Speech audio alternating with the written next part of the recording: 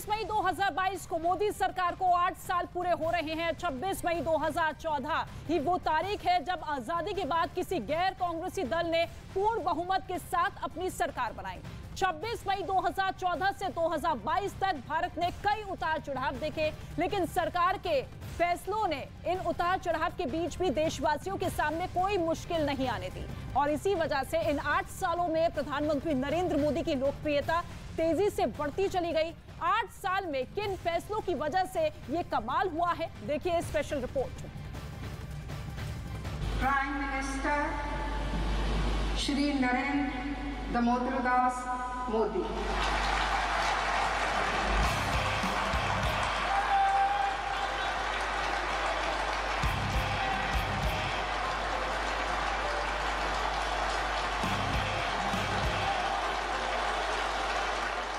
मैं नरेंद्र दामोदर दास मोदी ईश्वर की शपथ लेता हूं कि मैं 26 मई 2014 ये वो तारीख है जब भारत के इतिहास ने करवट बदली। आजादी के बाद पहली बार देश में किसी गैर कांग्रेसी दल को पूर्ण बहुमत मिला। जबरदस्त लोकप्रियता की लहर पर सवार होकर नरेंद्र मोदी देश के प्रधानमंत्री बने। सरकार के कामकाज का तुलनात्मक अध्ययन करें तो 2004 से 2014 तक 10 सालों में यूपीए सरकार ने विकास योजनाओं पर करीब 49 लाख करोड़ रुपए खर्च किए, जबकि 2014 से अब तक 8 सालों में मोदी सरकार ने विकास योजनाओं पर 91 लाख करोड़ रुपए खर्च कर दिए। यानी मोदी सरकार ने विकास योजनाओं पर यूपीए के मुकाबले करीब करीब 2 गुना ज्यादा रकम खर्च की है। लेकिन हम बात करेंगे बीते 8 सालों के दौरान प्रधानमंत्री मोदी की 8 बड़ी उन योजनाओं की जिन्होंने भारत के गरीबों के जीवन स्तर में बड़े बदलाव किए। 8 सालों की 8 वो बड़ी योजनाएं जिनका असर आम आदमी के जीवन में बहुत सीधा सीधा देखा गया। वैक्सीन, डायरेक्ट बेनिफिट ट्रांसफर यानी Jan Dhan account, PM Awas Yojana, PM किसान सम्मान निधि, फसल बीमा योजना, आयुष्मान कार्ड, रोड नेटवर्क और स्टार्टअप।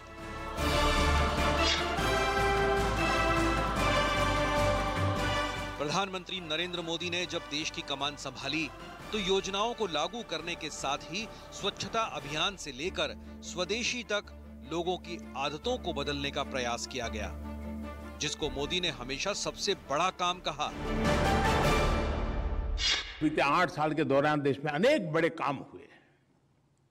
इनमें से अनेक अभियान ऐसे हैं जिनमें मूल में बिहेवियरल चेंज है। ये कठिन काम होता है और राजनेता तो कभी इसमें हाथ लगाने की हिम्मत ही नहीं करता है।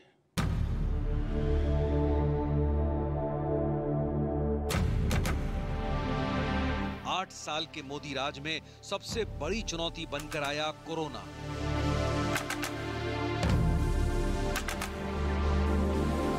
साल 2020 में जब कोरोना आया तो पूरी दुनिया के लिए चुनौती था, लेकिन प्रधानमंत्री ने संकल्प लिया और वैज्ञानिकों को भी वैक्सीन बनाने के लिए प्रोत्साहित किया। कोरोना के संकट को लेकर पहले दुनिया भारत को कमजोर आंक रही थी। दुनिया की दूसरी सबसे बड़ी आबादी वाले देश को लेकर तमाम तरह के कयास लगाए गए, लोगों को डराने की कोशिश भी की गई। लेकिन मोदी की लीडरशिप में न सिर्फ भारत ने खुद के लिए वैक्सीन बनाई, बल्कि 90 देशों को करोड़ों डोज वैक्सीन भी सप्लाई की गई।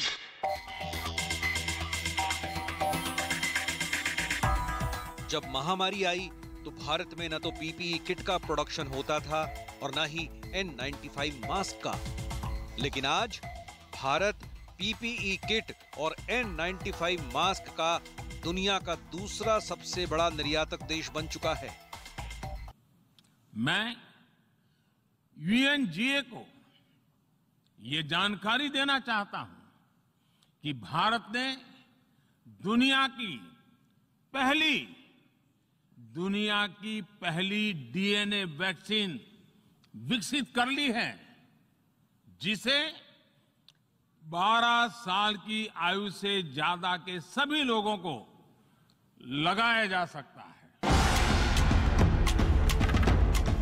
साल 2014 में प्रधानमंत्री बनने के बाद से ही मोदी का पहला फोकस गरीब और गरीबों के लिए योजनाएं जारी करने पर रहा। सरकार के राजकोष से निकला एक भी पैसा बिचौलियों की जेब में न पहुंचे, इसके लिए अब तक 44 करोड़ 23 लाख जनधन अकाउंट खोले जा चुके हैं। वित्त वर्ष 2019-2020 से वित्त वर्ष 2021 से 22 तक यानी सिर्फ 3 वित्त वर्षों के अंदर ही भारत सरकार 15,60,000 करोड़ रुपए डायरेक्ट बेनिफिट ट्रांसफर कर चुकी है।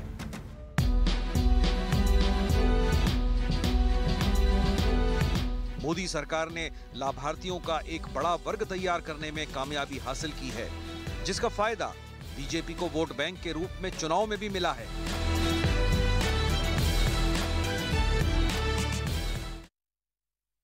भारत की बड़ी financial subscription service money control pro special offer के साथ अपनी तीसरी वर्षगांठ मना रही है। रोजाना सिर्फ ₹1 में मनी कंट्रोल प्रो सब्सक्राइब करें और 1 लाख रुपए से ज्यादा के ऑफर पाएं।